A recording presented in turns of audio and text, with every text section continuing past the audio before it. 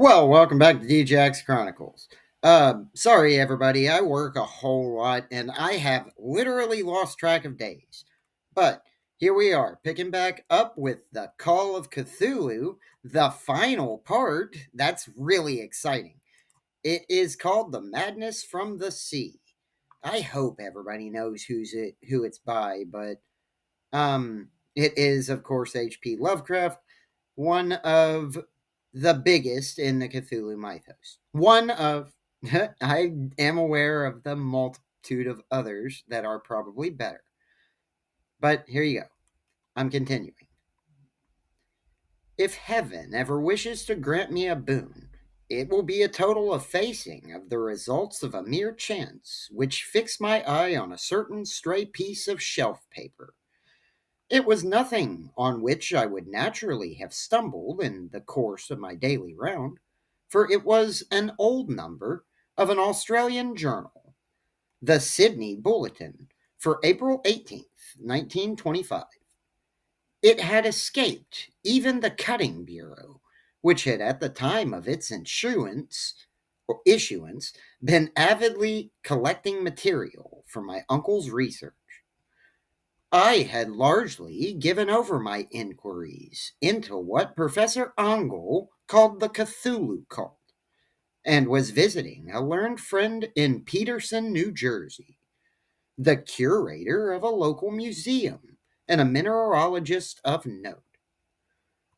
Examining one day the reserved specimens roughly set on the storage shelves in a rear room of the museum, my eye was caught by an old picture in one of the old papers spread beneath the stones. It was the Sydney Bulletin I have mentioned, for my friend was has wide affiliations in all conceivable foreign parts, and the picture was a half tone cut of a hideous stone image, almost identical with that which Legras had found in the swamp.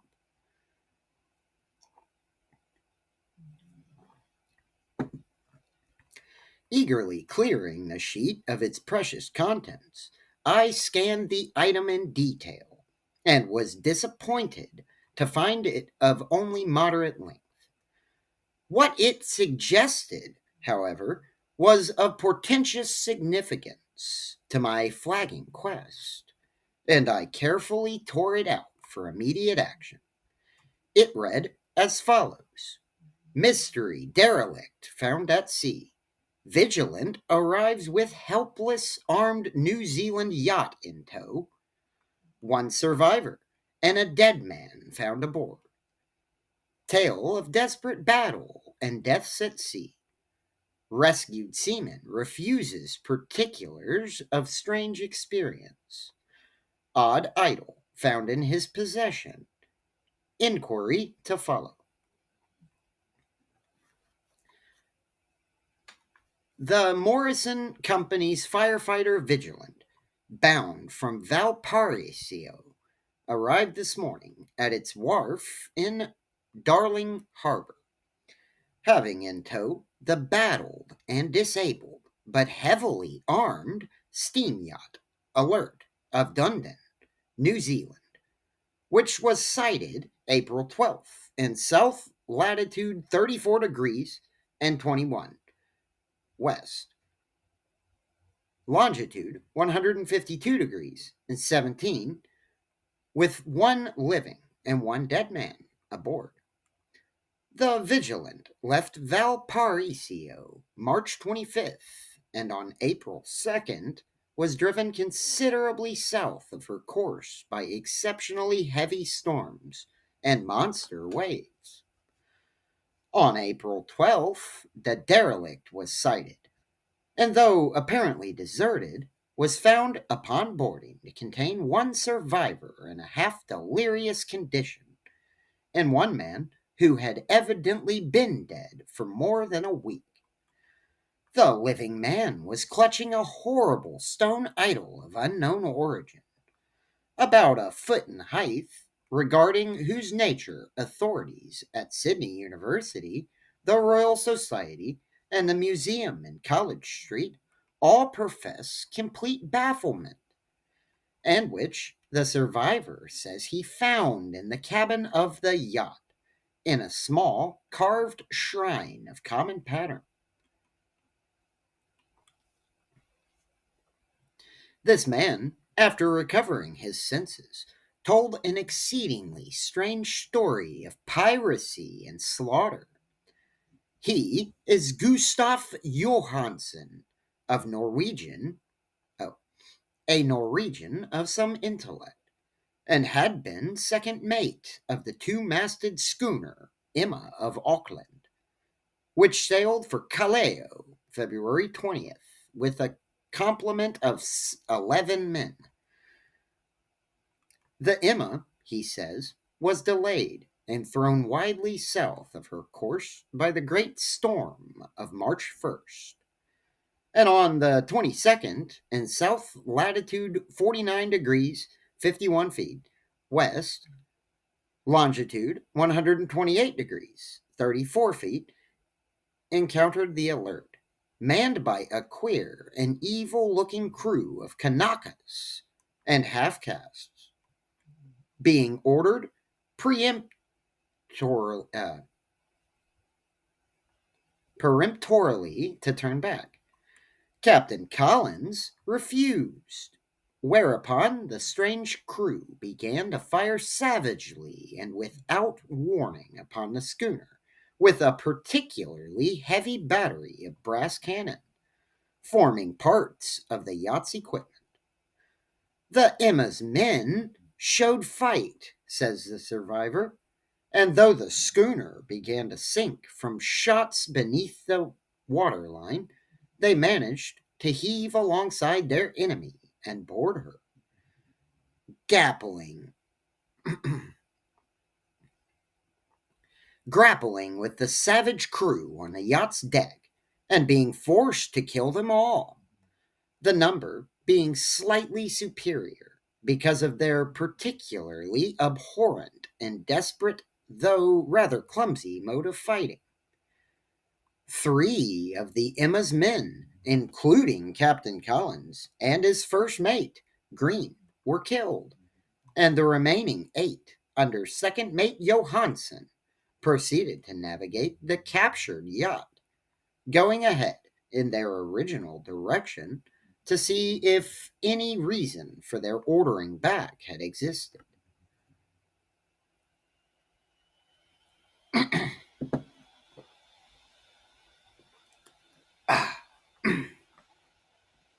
Dang.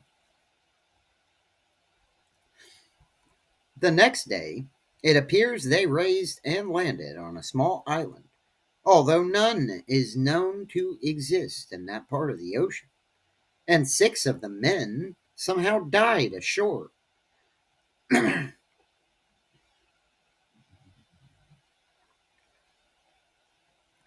And though Johansen is queerly reticent about this part of his story, and speaks only of their falling into a rock chasm, later, it seems, he and one companion boarded the yacht and tried to manage her, but were beaten about by the storm of April 2nd.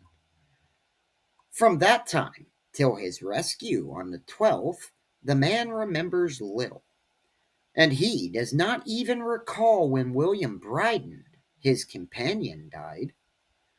Bryden's death reveals no apparent cause, and was probably due to excitement or exposure.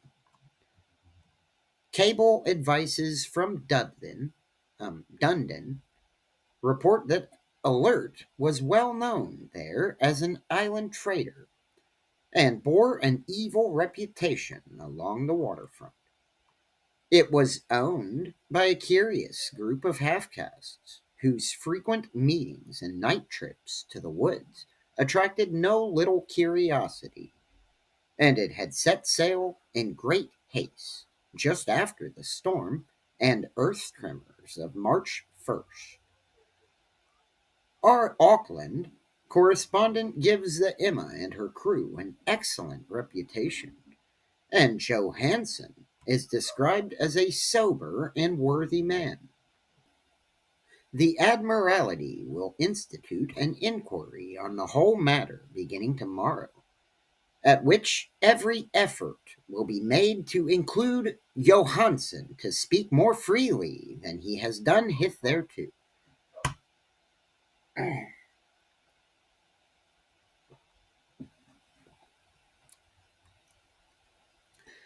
This was all together with the picture of the hellish image. But what a train of ideas it started in my mind. Here were more treasuries of data on the Cthulhu cult, and evidence that it had strange interests at sea as well as on land. What motive prompted the hybrid crew to order back the Emma as they sailed about with their hideous idol?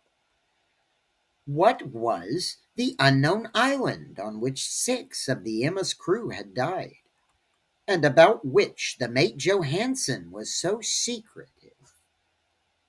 What had the Vice Admiralty's investigation brought out? And what was known of the noxious cult in Dunedin?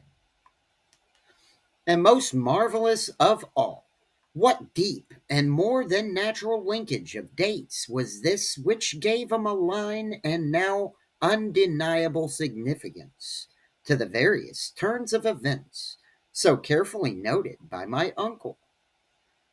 March 1st, or February 28th, according to the international dateline, the earthquake and storm had come. From Dunedin, the Alert and her noisome crew had darted eagerly forth, as if imperiously summoned. And on the other side of the earth, poets and artists had begun to dream of a strange, dank cyclopean city, whilst a young sculptor had molded in his sleep the form of the dreaded Cthulhu. March 23rd. The crew of the Emma landed on an unknown island and left 6 men dead. And on that date, the dreams of sensitive men assumed a heightened vividness and darkened with dread of a giant monster's malign pursuit, whilst an architect had gone mad and a sculptor had lapsed suddenly into delirium. And what of this storm of April 2nd, the date on which all dreams of the dank city ceased, and Wilcox emerged unharmed from the bondage of strange fever? What of all this, and of those hints of old Castro and the sunken, star-born old ones, and their coming reign, their faithful cult, and their mastery of dreams? Hey,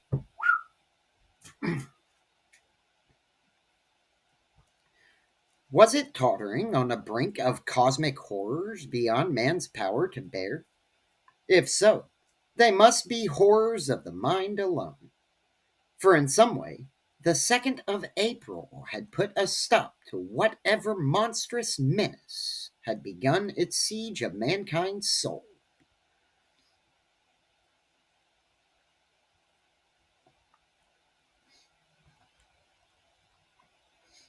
That evening, after a day of hurried cabling and arranging, I bade my host adieu and took a train for San Francisco. In less than a month, I was in Dunedin, where, however, I found that little was known of the strange cult members who had lingered in the old sea taverns.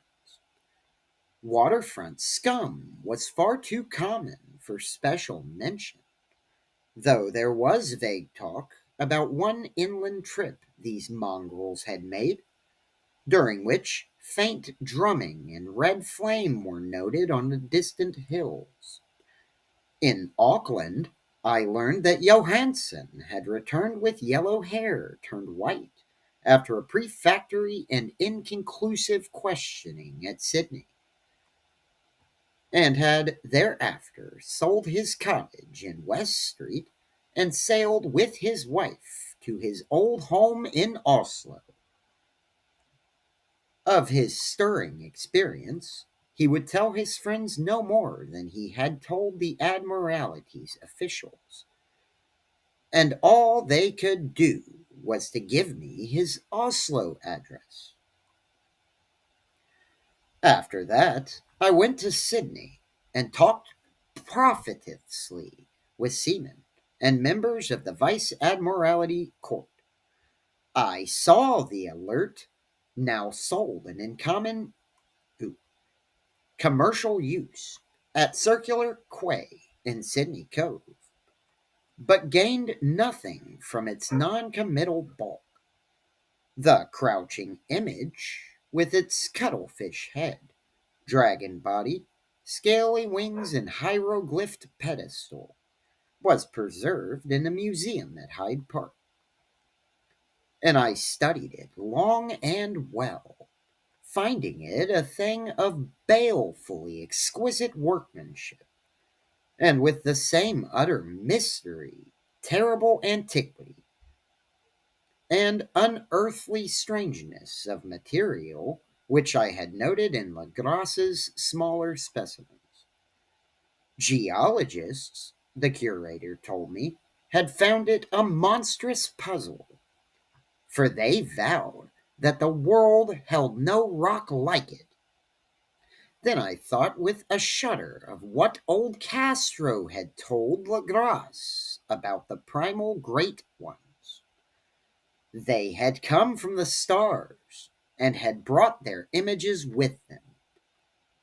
Shaken with such a mental revolution as I had never before known, I now resolved to visit Mate Johansen in Oslo.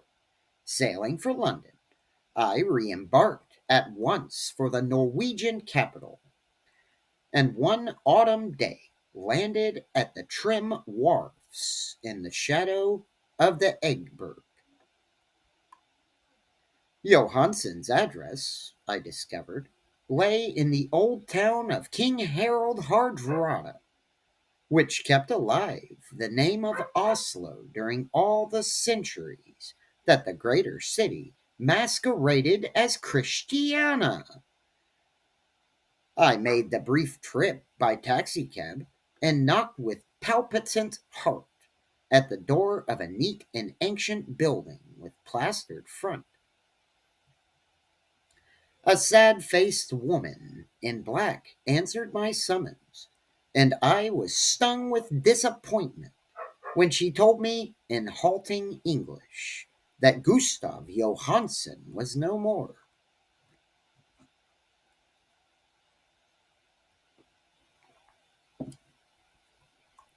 He had not survived his return, said his wife, for the doings at sea in 1925 had broken him. He had told her no more than he had told the public, but had left a long manuscript of technical matters, as he said, written in English, evidently in order to safeguard her from the peril of casual perusal. During a walk through a narrow lane near the Gothenburg dock, a bundle of papers falling from an attic window had knocked him down. Two Lascar sailors at once helped him to his feet, but before the ambulance could reach him, he was dead. Physicians found no adequate cause for the end and laid it to heart trouble and a weakened constitution. I now felt gnawing at my vitals that dark terror which will never leave me till I, too, am at rest, accidentally or otherwise, persuading the widow that my connection with her husband's technical matters was sufficient to entitle me to his manuscript. I bore the document away and began to read it on the London boat. It was a simple, rambling thing, a naive sailor's effort at a post facto diary, and strove to recall day by day that last awful voyage. I cannot attempt to transcribe it verbatim in all its cloudiness and redundance, but I will tell its gist enough to show why the sound of water against the vessel's sides became so unendurable to me that I stopped my ears with cotton. Johansen, thank God, did not know quite all, even though he saw the city and this thing. But I shall never sleep calmly again when I think of the horrors that uh, lurk ceaselessly behind life in time and space, and of those unhallowed blasphemies from elder stars which dream beneath the sea, known and favored by a nightmare cult, ready and eager to loose them on the world whenever another earthquake shall heave their monstrous stone city again to the sun and air.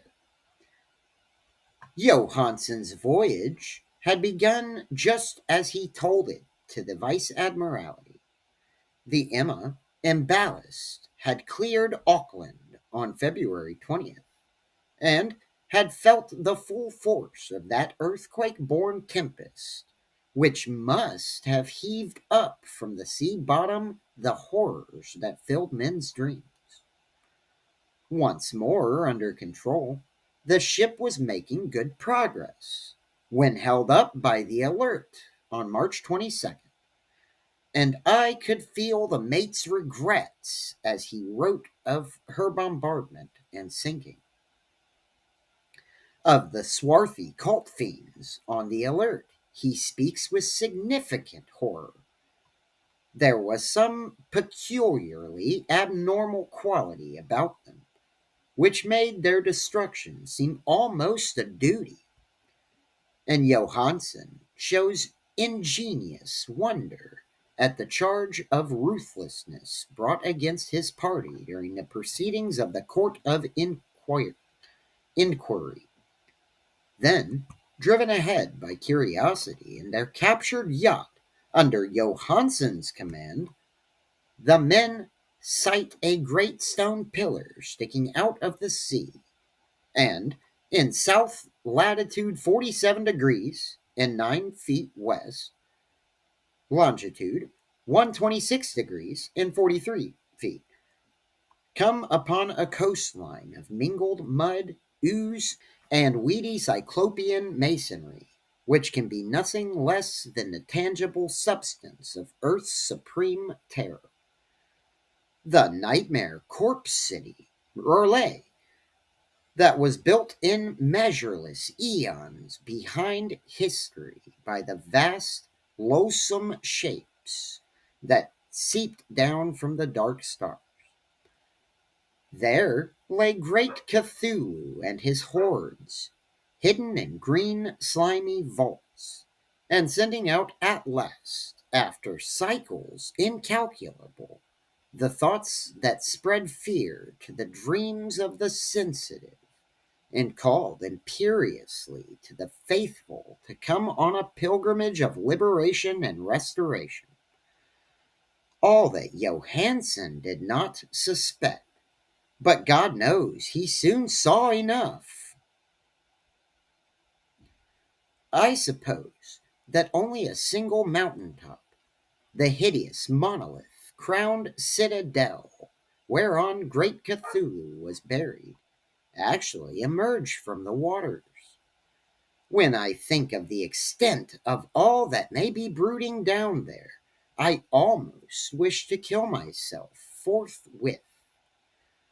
Johansen and his men were awed by the cosmic mystery of this dripping Babylon of elder demons, and must have guessed without guidance that it was nothing of this or of any sane planet, all at the unbelievable size of the greenish stone blocks, at the dizzying height of the great carven monolith, and at the stupefying identity of the colossal statue and bas reliefs with the queer image found in the shrine on the alert is poignantly visible in every line of the mate's frightened description.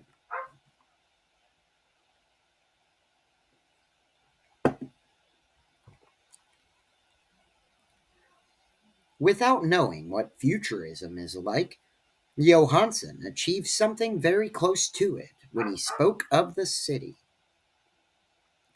For instead of describing any definite structure or building, he dwells only on broad impressions of vast angles and stone surfaces. Surfaces too great to belong to anything right or proper for this earth, and impious with horrible images and hieroglyphs. I mentioned his talk about angles because it suggests something Wilcox had told me of his awful dreams. He had said that geometry of the dream place he saw was abnormal, not Euclidean, and loathsomely redolent of spheres and dimensions apart from ours. Now, an unlettered seaman felt the same thing whilst gazing at the terrible reality. Johansen and his men landed at a sloping mud bank on this monstrous acropolis and scattered slipperily up over Titan oozy blocks, which could have been no mortal staircase. The very sun of heaven seemed distorted when viewed through the polarizing miasma welling out from this sea soaked perversion, and twisted menace and suspense lurked leeringly in those crazily elusive angles of carven rocks, where a second glance showed concavity after the first showed convexity. Something very like fright had come over all the explorers before anything more definite than rock and ooze and weed was seen. Each would have fled had he not feared the scorn of the others. And it was only half heartedly that they searched, vainly as it proved, for some portable souvenir to bear away. It was Rodriguez, the Puerto Rican, who climbed up to the foot of the monolith and shouted of what he had found. The rest followed him and looked curiously at the immense carved door with the new, familiar squid dragon bas relief. It was, Johansen said, like a great barn door, and they all felt that it was a door because of the ornate lintel, threshold, and jambs about it, though they could not decide whether it lay flat like a trapdoor or slantwise like an outside cellar door. Well, they cut me off and I wasn't ready. As Wilcox would have said, the geometry of the place was all wrong. One could not be sure that the sea and the ground were horizontal. Hence, the relative position of everything else seemed phantasmally variable. Bryden shoved at the stone in several places without result. Then Donovan felt over it delicately around the edge, pressing each point separately as he went. He climbed interminably along the grotesque stone molding. That is, one would call it climbing if the thing was not, after all, horizontal. And the men wondered how any door in the universe could be so vast. Then, very softly and slowly, the acre green panel began to give inward at the top, and they saw that it was balanced. Donovan slid, or somehow propelled himself down, or along the jamb, and rejoined his fellows, and everyone watched the queer recession of the monstrously carven portal. In this fantasy of prismatic distortion, it moved anomalously in a diagonal way, so that all the rules of matter and perspective seemed upset. The aperture was black, with a blackness almost material. The tenebrousness was indeed a positive quality, for it obscured such parts of the inner walls as ought to have been revealed, and actually burst forth little smoke from its eon long imprisonment, visibly darkening the sun as it slunk away into the shrunken and gibbous sky on flapping membranous wings. The odor arising from the newly opened depths was intolerable, and at length the quick-eared Hawkins, though he heard a nasty slopping sound down there, everyone listened, and everyone was listening still when it lumbered slobberingly into sight and gropingly squeezed its gelatinous green immensity through the black doorway into the tainted outside air of that poisoned city of madness. Poor Johansen's handwriting almost gave out when he wrote of this. Of the 6 men who never reached the ship, he thinks 2 perished of pure fright in that accursed instant. The thing cannot be described. There is no language for such abysms of shrinking and immemorial lunacy, such eldritch contradictions of all matter, force, and cosmic order. A mountain walked or stumbled.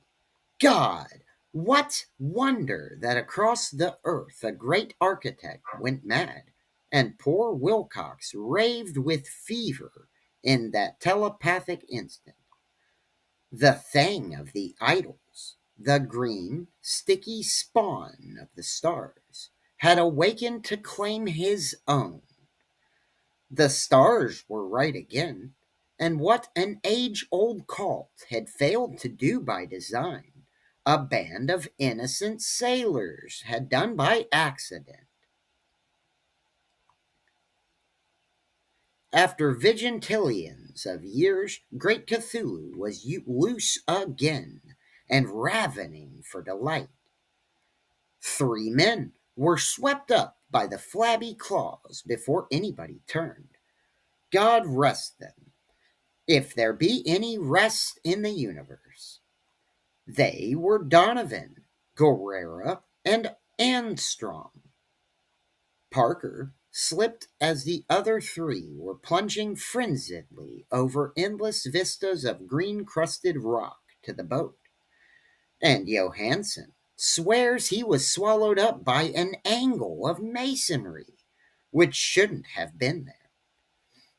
An angle which was acute, but behaved as if it were obtuse. Now, what in the hell does that even mean? Anyway, so only Bryden and Johansen reached the boat, and pulled desperately for the Alert as the mountainous monstrosity flopped down the slimy stones and hesitated, floundering at the edge of the water. Steam had not been suffered to go down entirely, despite the departure of all hands for the shore, and it was the work of only a few moments of feverish rushing up and down between wheel and engines to get the Alert under way.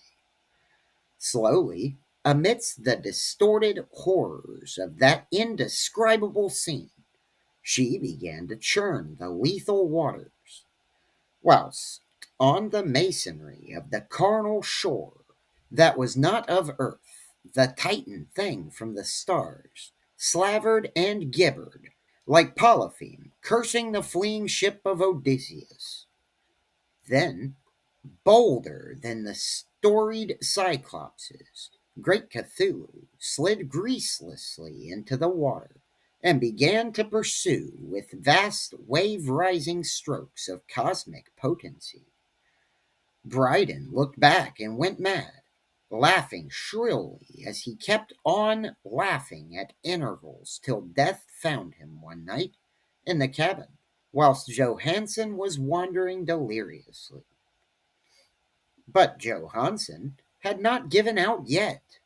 Knowing that the thing could surely overtake the Alert until steam was fully up, he resolved on a desperate chance, and setting the engine for full speed, ran lightning like on deck and reversed the wheel.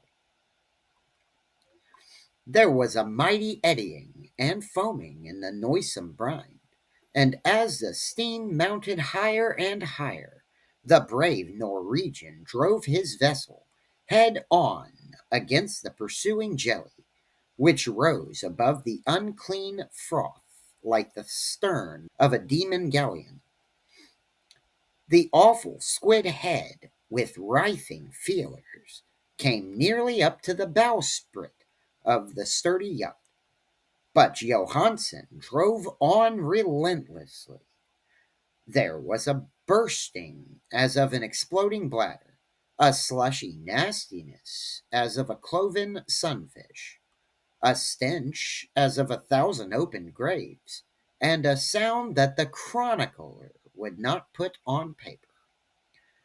For an instant, the ship was befouled by an acrid and blinding green cloud, and then there was only a venomous seething astern, where, God in heaven, the scattered plasticity of that nameless sky spawn was nebulously recombining in its hateful original form, whilst its distance widened every second as the Alert gained impetus from its mounting steam. That was all. After that, Johansen only brooded over the idol in the cabin and attended to a few matters of food for himself and the laughing maniac by his side. He did not try to navigate after the first bold flight, for the reaction had taken something out of his soul. Then came the storm of April 2nd, and a gathering of the clouds about his conscientiousness. There is a sense of spectral whirling through liquid gulfs of infinity, of dizzying rides through reeling universes on a comet's tail, and of hysterical plunges from the pit to the moon, and from the moon back again to the pit, all livened by the cachinnating chorus of the distorted, hilarious elder gods and the green bat-winged mocking imps of Tartarus. Out of that dream came rescue, the vigilant, the vice admiralty court, the streets of Dundon, and the long voyage back home to the old house by the Egeberg. He could not tell. They would think him mad. He would write of what he knew before death came, but his wife must not guess. Death would be a boon if only it could blot out the memories. That was the document I read, and now I have placed it in the tin box beside the bas relief and the papers of Professor Ongle. With it shall go this record of mine, this test of my own sanity, wherein is pieced together that which I hope may never be pieced together again. I have looked upon all that the universe has to hold of horror, and even the skies of spring and the flowers of summer must ever afterward be poison to me. But I do not think my life will be long. As my uncle went, as poor Johansen went, so I shall go. I know too much, and the cult still lives. Cthulhu still lives, too, I suppose. Again, in that chasm of stone which has shielded him since the sun was young. His accursed city is sunken once more, for the Vigilant sailed over the spot after the April storm. But his ministers on earth still bellow and prance and slay around idol capped monoliths in lonely places. He must have been trapped by the sinking whilst within his black abyss, or else the world would by now be screaming with fright and frenzy. Who knows the end? What has risen may sink, and what has sunk may rise. Loathsomeness awaits and dreams in the deep, and decay spreads over the tottering cities of men. A time will come, but I must not and cannot think. Let me pray that, if I do not survive this manuscript, my executors may put caution before audacity and see that it meets no other eye. Oh, oops. I exposed it to other eyes. Anyway, thank you for watching DJX Chronicles, and I hope to see you next time, if I make it. Bye.